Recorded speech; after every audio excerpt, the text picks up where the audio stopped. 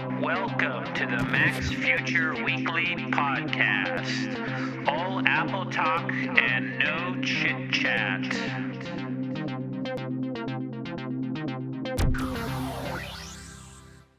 Okay, welcome to the Apple Podcast. This is number 97. This is Lex at Mac's Future, and this one's coming out on Saturday, the 12th of November. I'm now going to be recording this either on Friday or Saturday, so just, sometimes it'll come out on Friday, sometimes it'll come out on Saturday. Just depends on my schedule. So this is going to be all about Apple news, Apple-related stuff, so let's get to it. Okay, so if you have a new iPhone 4S and you've been having battery problems, try to do an update because now iOS 5.0.1 is out. 9to5Mac noted that on November 10th. And the beautiful thing is if you have iOS 5 already on your iPhone or iPad, you can do it over the air if you have a Wi-Fi connection. It won't do it if you have just a cell phone data connection, but it will do it over Wi-Fi. And I tried that and it worked splendidly. Now, I didn't have that bad of a battery problem. Some of the battery problems could be that location services are problematic. For example, one tip to maybe alleviate your battery problem is to shut off under location services and settings the toggle switch for Find My Time Zone, because it could be that iOS 5 was constantly looking for your time zone. But iOS 5.0.1 is supposed to fix a lot of the problems on the iPhone 4S or other devices that are running iOS 5. Some people are reporting that there are still some problems, but the point is it's progress. So if you have any iOS 5 device, definitely upgrade. I think it's always better to go to a new iteration of an operating system. So check it out. Now, the iPhone 4S is selling like crazy. There's still a wait if you want to get it. One of the interesting things is it started to sell in Hong Kong this week, and Business Insider reported that the lines were crazy. It said it was a crazy scene. That's what the story said. There were 3,000 people lined up to buy an iPhone 4S. A lot of people there to basically buy it and then sell it somewhere else in Asia. And actually, I guess there was some violence there. One person described, and Andrew Layden of Penguin 6, according to Business Insider, described it as such. The scene is pretty surreal. These are not Apple fanboys by any stretch, but low-income migrant workers from places like Pakistan, Indonesia, etc. There are men, women, old grandmothers, even some infant babies who are bundled up tight for the long night ahead. There are also plenty of wannabe triad boys gathered together with funky haircuts and tattoos, many of them with their faces covered by surgical masks, and it's not because they have a cold. Each iPhone they were able to buy will bring a profit of about $100, which is the same as weekly wages in some of the lower income jobs in Hong Kong. If the limit is 5 iPhones per person, they'll each clear a month's worth of work, so you begin to understand why they're willing to sleep outside all night. So it's pretty crazy. They have a little bit of a video there that shows, the scene, and it was pretty crazy. And I guess it got a little violent. Let me just jump ahead, but it's a huge line. Let me just jump ahead. So there's clearly a great demand. Now, what's funny is that some people reported, or somebody reported, that there was a slowdown in ordering parts for the iPhone 4S. And so some securities analysts are saying, there's going to be a slowdown, but I don't see a slowdown. If anything, I think the iPhone 4S is selling very, very well, and particularly in the holiday season, it's going to sell well. Good news if you want an unlocked iPhone 4S from Apple. When Apple launched the iPhone 4S, first selling it on October 14th, they said that sometime in November they would be selling an unlocked, unsubsidized, full-cost version of the iPhone 4S. And until yesterday, that was not the case. And so on November 11th, Apple, I guess, turned on the switch and is selling the iPhone 4S unsubsidized. And why would you want it unsubsidized? Well, first of all, you can only get it unsubsidized in the United States and unlocked if you buy the version that runs on AT&T, and that's because most of the world uses that GSM standard. So let me give you an example. If you get the unlocked contract-free iPhone 4S, the 32 gigabyte model is $749, and it ships in 1 to 2 weeks. If you want the full 64 gigabyte version, it's $649, also shipping in 1 to 2 weeks. Now, here's the thing. I decided I already have the iPhone 4S, and I got it with some sort of subsidy from AT&T. I wasn't able to get the full subsidy because I had the iPhone 4, and I haven't had it long enough to get the full subsidy. So basically, AT&T gave me $200 off of it. So without the taxes, I paid $549 for a 32 gigabyte white version. But the thing is, but here's the thing: you have 30 days from buying it to return it. So I got mine on October 14th, and I have till November 14th to return it. So I'm going to return my iPhone 4S that's subsidized because I figured, you know what, for $200 more, I can get one that will not extend my contract. Because when I bought the subsidized iPhone 4S, it extended, and I only got like a $200 off of it. I got my contract extended for 2 years from October 14th. Now, here's the thing. My contract was set to expire in June 2012. So it got extended for like, a year and 4 months. And for $200, I don't have that extended. And here's my thinking. Probably the iPhone 5 is going to come out next year, and I want a fully subsidized version. Plus, the other thing is this unsubsidized version of the iPhone, by the way, I did order it yesterday through my iPhone, ironically, comes unlocked. So without jailbreaking it, you can use it overseas wherever there is a GSM card that you can use with it. And in Europe and in Asia, a lot of the providers have GSM cards. So this iPhone has some value. If I ever want to resell it, it's going to sell well overseas because it is unlocked. And plus, if I go on a trip, I can just buy a SIM card from, a provider in Europe or in Asia or some other part of the world and use the iPhone without, having some sort of expensive AT&T plan. So you have this little window of time if you bought a subsidized iPhone to return it and to get the unsubsidized, unlocked version. So it's pretty cool, and I would suggest you to do it because I think it's worth the $200 because it gives me flexibility to get out of my AT&T contract next June. I mean, who knows? Maybe the next great iPhone will work better on Verizon or Sprint. So this way I have more flexibility. Okay, so iTunes Match will be coming out soon. Right now, people who just have a developer's account can use it.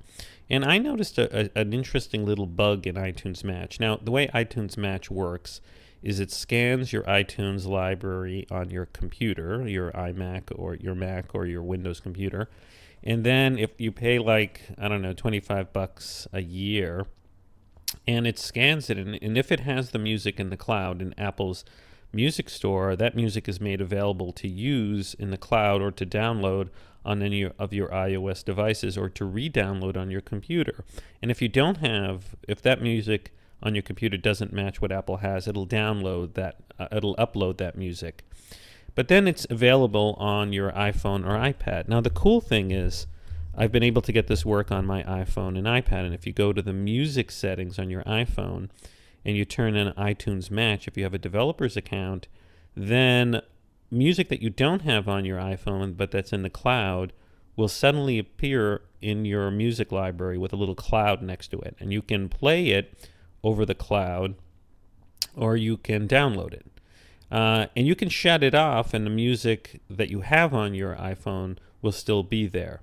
And when you put on iTunes Match, it basically tells you, some of your music's on your iPhone and some of it's in the cloud. Now, here is the bug.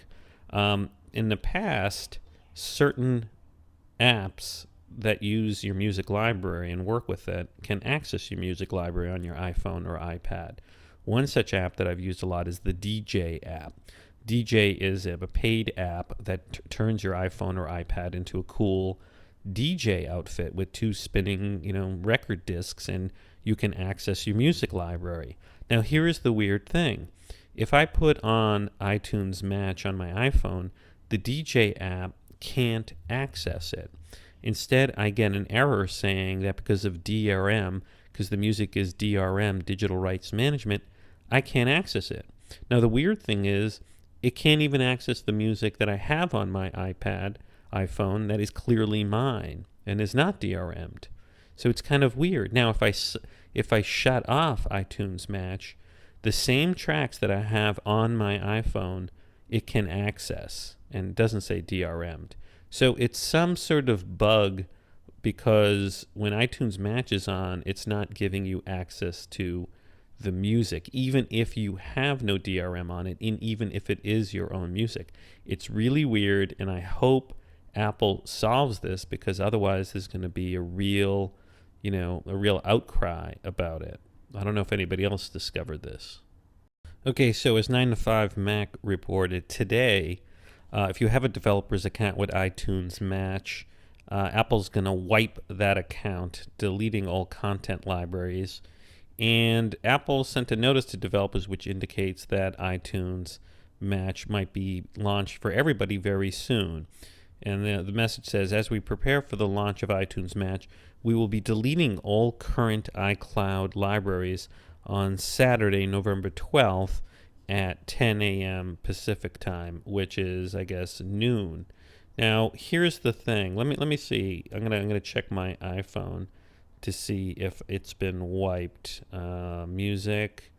I'm gonna put on iTunes Match, and let's see if we go to music.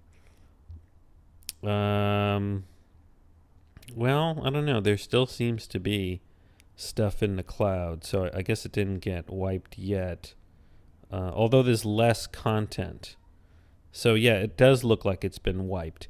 But here's the thing. It looks like iTunes Match could be launched this coming week. Maybe it's going to be launched tomorrow, Sunday, November 13th. Anyways, it's exciting. I think it's a good service. I think I'm going to, factor this in when deciding what sort of cloud backup to do.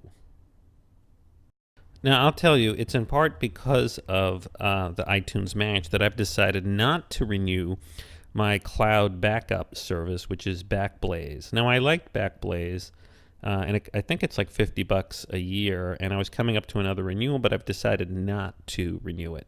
And here's why I'm not renewing it. One, it's kind of annoying.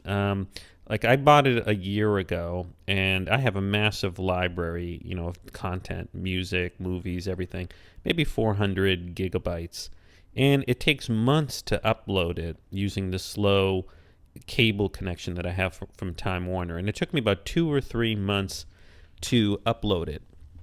And so I had it all up there, and that would have been fine, except all I did was add another SSD drive to my iMac and shift my my operating system to that, and Backblaze is making me reback up everything, 400, 500 gigabytes, and it's going to take months.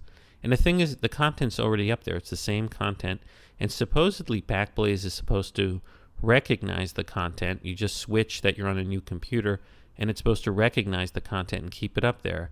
Well, I went back and forth with Backblaze, and, the help was kind of useless, and the bottom line is I didn't get all my content back, so I have to re-upload it, and it will take months and months and months.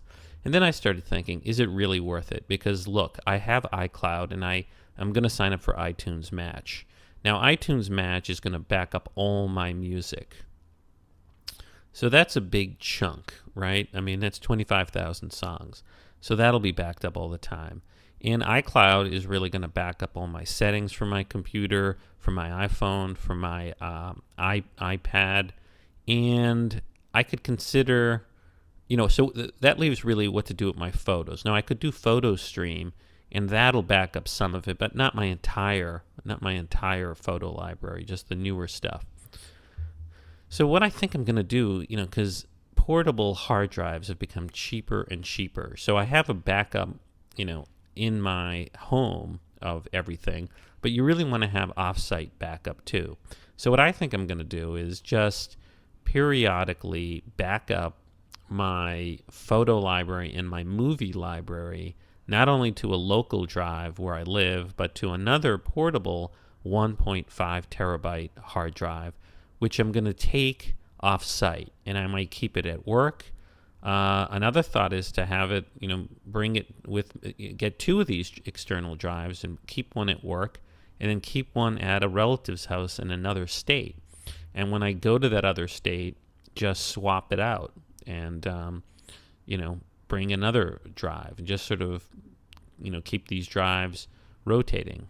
Another plan is to maybe use Crash Plan, because you can get a free version of Crash Plan and for free back up to a friend's computer. So, one possibility is to create my own online backup service at a relative's house by just bringing an unused computer, hooking it up to a hard drive, and backing it up there.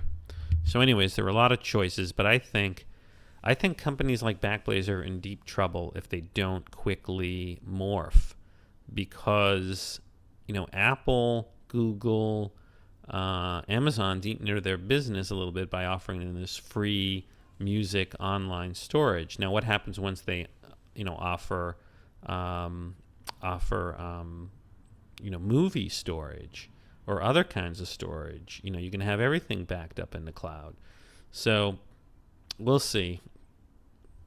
Okay, so good news if you have one of those really old first generation iPod Nanos. Apple is launching a worldwide replacement program for first generation iPod Nanos. This comes from MacRumors. Now, I guess this is because of lawsuits, and there's been issues with overheating and problems with them in terms of safety. So Apple has sent a notice to iPod Nano owners saying Apple has determined that in very rare cases, the battery in the iPod Nano may overheat and pose a safety risk. Affected Nanos were sold between September 2005 and December 2006. So you're going to get a replacement. So I wonder, do they have the first generation, Nano? It says here you can fill out a claim form. Defective devices will be replaced within 6 weeks and will carry 90-day warranties. But I wonder, are they manufacturing the old Nano? The Nano has really morphed since the first one. So it's kind of weird. You'd think they'd give them like a new Nano, like a different design altogether, because the first generation Nano is sort of like looks like a lengthy, like chewing gum stick with a screen. Anyways, it's interesting. Okay, so one of the coolest movies I saw recently, it's actually a video, was a sort of a tribute to Steve Jobs by people who knew him. And I've got a link for it on my website. And this all took place at a place called the Churchill Club, which I guess is a private club in Silicon Valley. And they had some people who knew him. For example, it was a panel, and it's like an hour and 40-minute video, and it's definitely worth watching if you interested in stories about Steve Jobs. So the speakers included Bill Atkinson, who is one of the original Macintosh team members and who created QuickDraw, MacPaint, and HyperCard. Jean-Louis Gasset, who first started off as overseeing Apple's French operations in the 80s, and then he sort of was instrumental in running Apple when Steve Jobs was fired in the late 80s, and now he's like a venture capitalist. In the book by Walter Isaacson, Steve Jobs basically says that Gasset stabbed him in the back. And what's kind of interesting is that Gasset talks about Steve, like he's his friend or something, but it sounds like Steve Jobs didn't really like him. Another member of the panel is Andy Hertzfeld.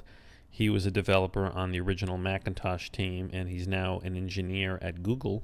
If you like Google Plus, Andy Hertzfeld is the one who sort of oversaw the team that designed the nice circles. Then there's also Regis McKenna. He was essentially the marketing guru for Apple in the early days, and I guess a legend in Silicon Valley. There's Deborah Stapleton, who handled investor relations and public relations for Pixar until the company was bought by Disney. And then Larry Tesler, who's a former vice president of advanced technology and chief scientist at Apple. So I kind of liked it. It was moderated by a guy named Paul Freiberger, who wrote about Silicon Valley in its early days. And, it's definitely a worthwhile video. It's just a panel. They've got some interesting stories about Steve, and, it was pretty entertaining, so check it out. Okay, as Cult of Mac has pointed out, Apple has launched a holiday gift guide, so we must be getting close to Christmas. And, it's kind of cool. It basically highlights different products that it really is trying to push for the holidays. Basically, in a festive way, it starts off and says all kinds of gifts for all kinds of lists. And, it features mainly the iPad 2, followed by the Apple TV, followed by, I guess, some content. For example, it's highlighting the app, Disney App Mates, screen safe Cars to Toys, and the free Cars to Ape Mates app turns iPad into kid-friendly virtual racetrack. And it must be having a deal with Disney, because it also highlights a karaoke spotlight for the iPad. Now, this is pretty cool. It's basically a karaoke mic that plugs into the iPad 2, costs $99, and it looks kind of interesting. Also, it's highlighting the $600 Bowers & Wilkins Zeppelin Air, which has AirPlay in it, and so you can stream wirelessly music to it. So it's got a lot of high-end toys here. Or look at this. You can also get the Silverlit Toys, the Enzo Ferrari, and it's basically an $80 Ferrari car that you can control with an iPad, iPhone, or iPod Touch. And then, of course, there's the Parrot AR drone, which is like a little helicopter that you can control from your iPad or iPhone, and that costs $299.95. Let's check out the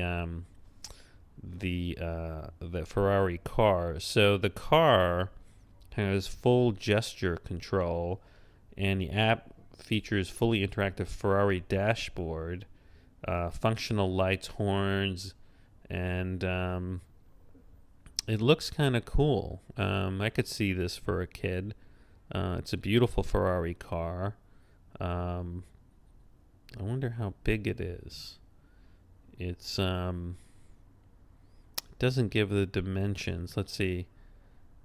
Here's the tech specs. It's 5 inches. The length. Oh, it's 11 inches in length. So it's like about a foot in length, 5 inches in width, and 3 inches in height. So it's kind of cool. I don't know. I think this is clever of Apple. I mean, I would never have known of this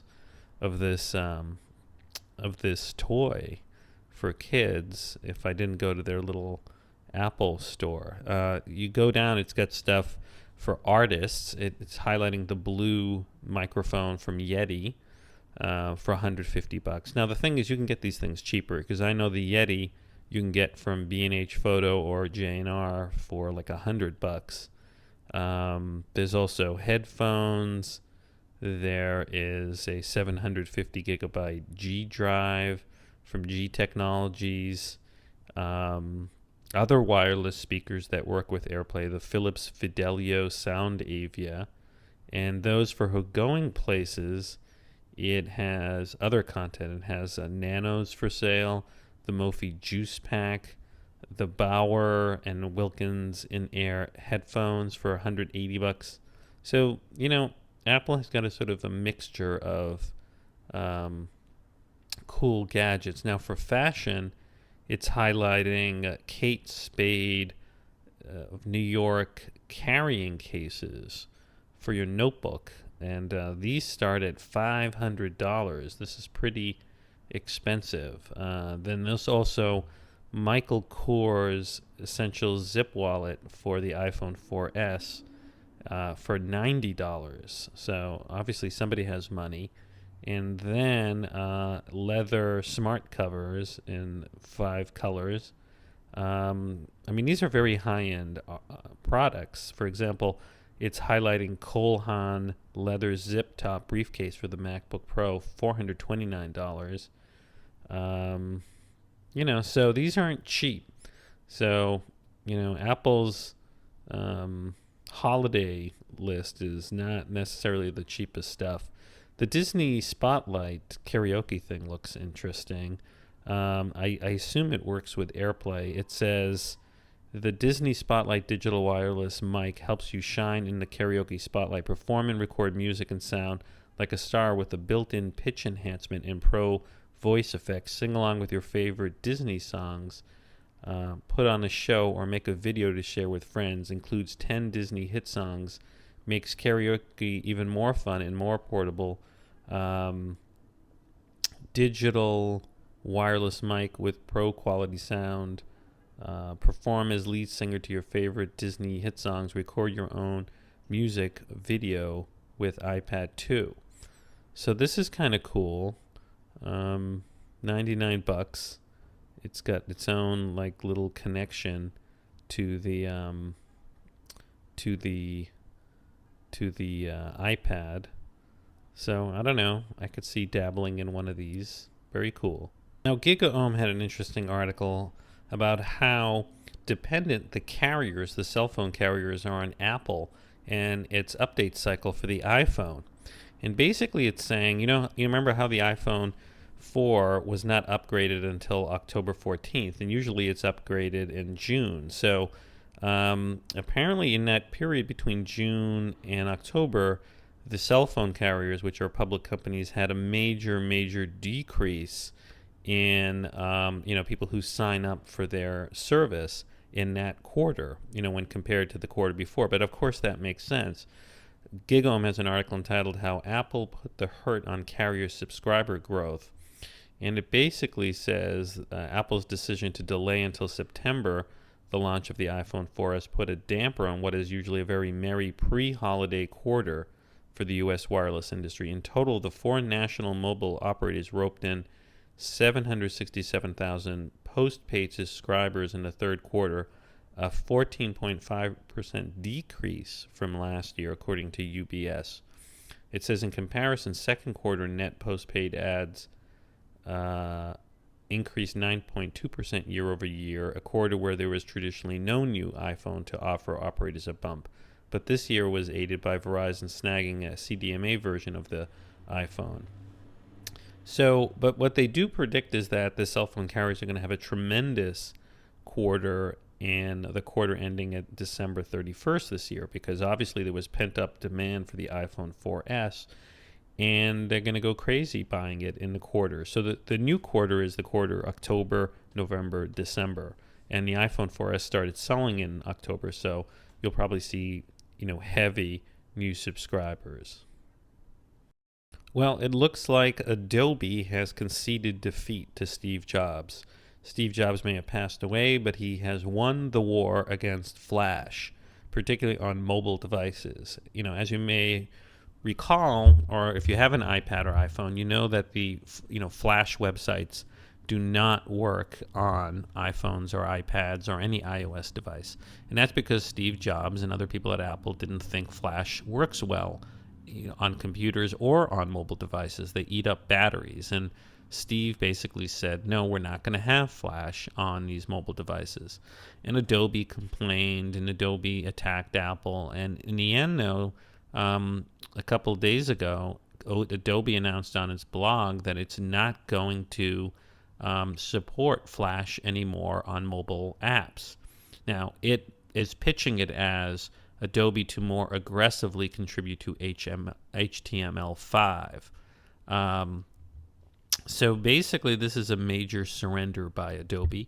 Adobe Manager conceded that it's because of iOS devices not having Flash. They have to go to the devices, and if devices are shifting away from supporting Flash, then Flash is going to die. So, I wonder how soon Flash on computers is going to die. So congratulations to Steve and Apple. I do think Flash is not a good technology, and it's not open source. Adobe owns it. HTML5 is open source, so that's the way to go. Now, if you've read the Steve Jobs biography, or if you're a fan of Apple's history, you know that there was a major change to Apple when Apple decided in the mid, part of the last decade to switch to Intel. And, Apple had, a major switch to do to go from the PowerPC to Intel.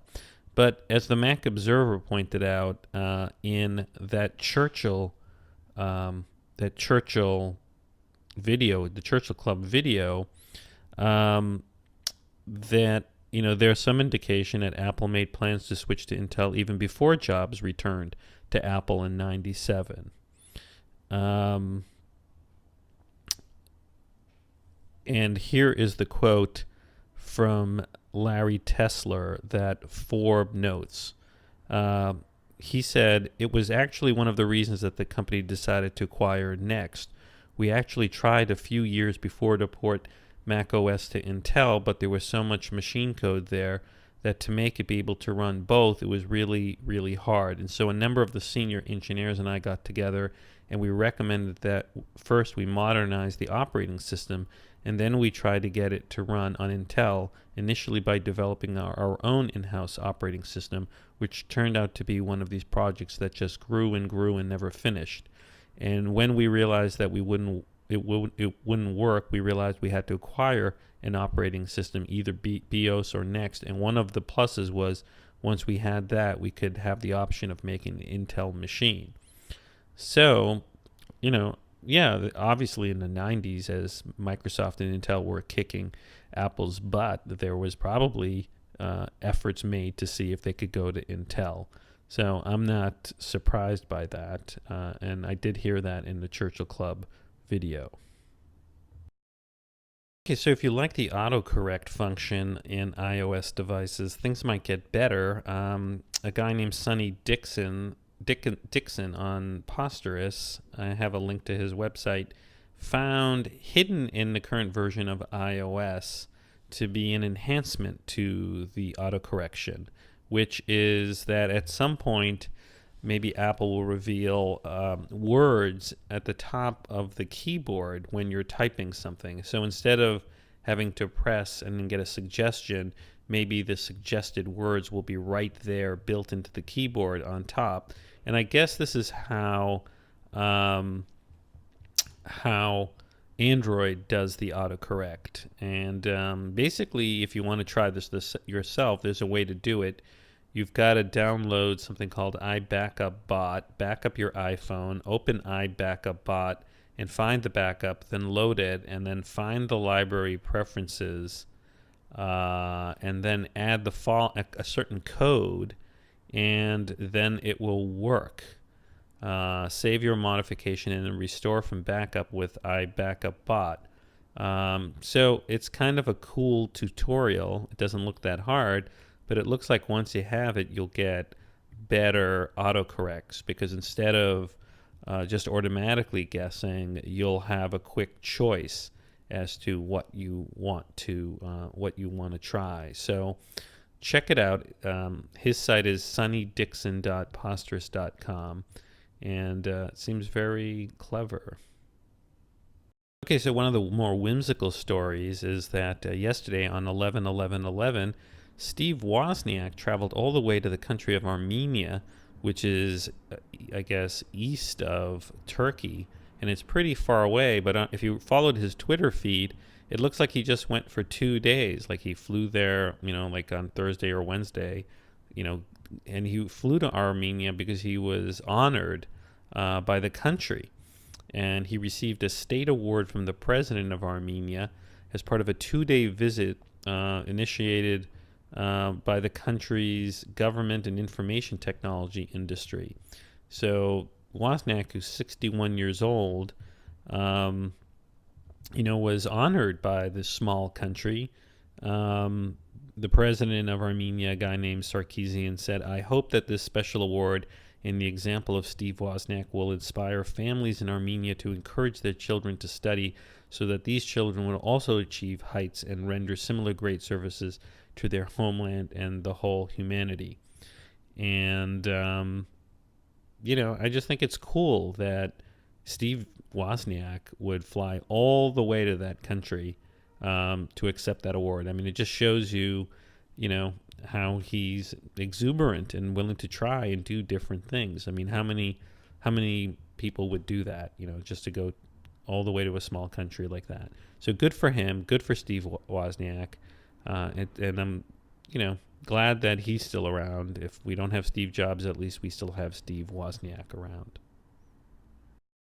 Okay, well, the Mac App Store is clearly a success, and we know it's a success because the big boys, the big makers of software, are now starting to put their apps in the Mac App Store. For example, Adobe put Adobe Express, Photoshop in there, and now Dragon has its own, made by Nuance, has its own voice recognition app in there, Dragon Express, which is a sort of a stripped down and easier to use version of its Dragon software that normally costs $200 for the Mac. This one only costs $49.99. Although I'll say some of the reviews aren't so good. I'm not going to buy it at this point. I'm going to wait and see what happens. One customer gave it 1 star and says, "I can't get this application to load, just quits after starting.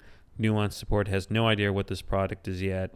Will not load," somebody else says. So it seems a little buggy, but the point is it's a voice recognition app, and it's about a little over 1 gigabyte in size. So if you have a MacBook Air, you might hesitate in using it. You do need to have a microphone. Ideally, you get better voice recognition. And frankly, I don't know, I may hold off because I think at some point Apple's gonna put Siri in its Macs.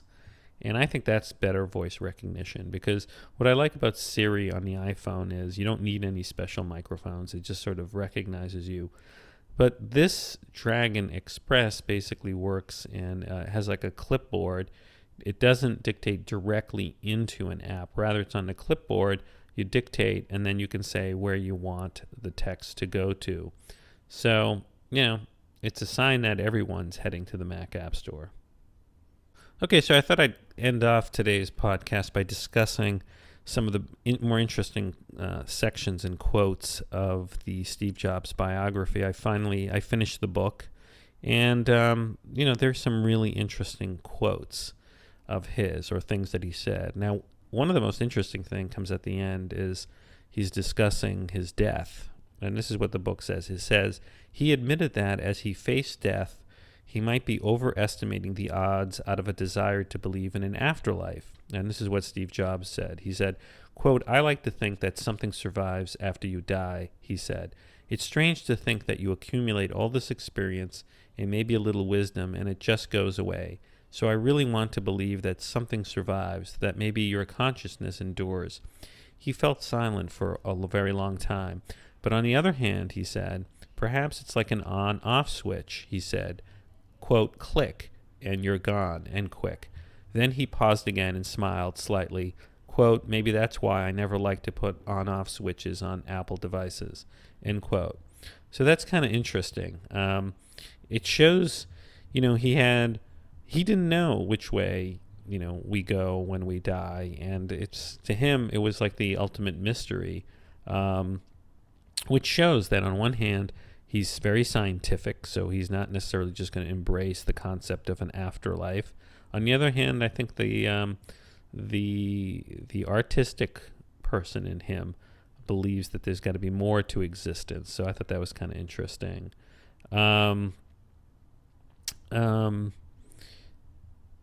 let's see, some other quotes that are kind of interesting. Let's see.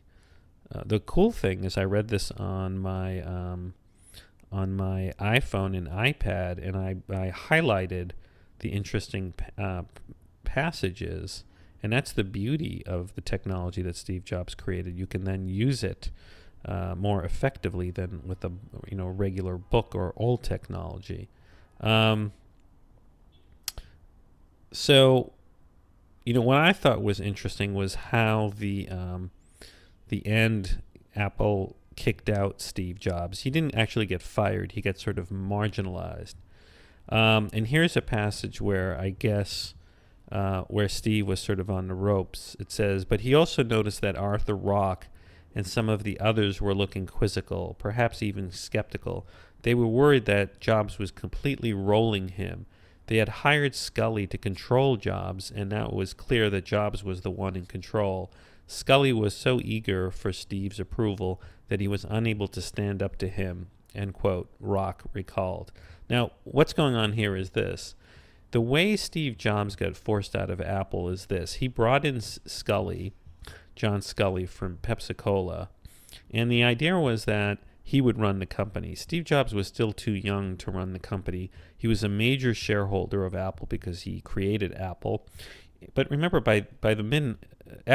the time that Apple went public, Apple had real heavy hitters on its board of directors and once Apple went public, there were public shareholders who really owned and controlled Apple, and those shareholders controlled Apple from the board of directors. And one of the most powerful board of directors was this guy named Arthur Rock, who had been very, substantial in Silicon Valley before then. And it was a coup for Apple to get Arthur Rock on the board, because that's one way that Apple could then go public and get Wall Street to believe in Apple and sell its stock. But apparently, Scully was supposed to control Jobs, and the board realized that Scully was being too much of a pal to Steve Jobs, and Steve Jobs was sort of bullying him around. And in the end, the board wanted Scully to run the company, not Steve Jobs, because it sounded like Steve Jobs was a little immature.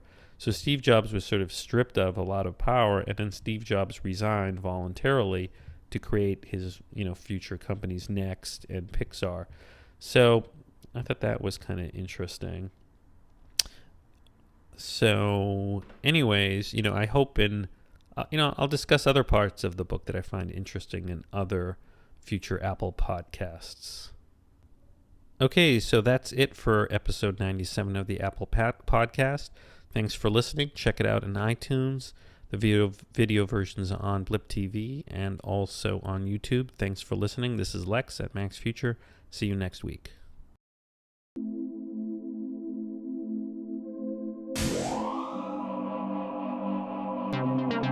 This has been a Max Future production.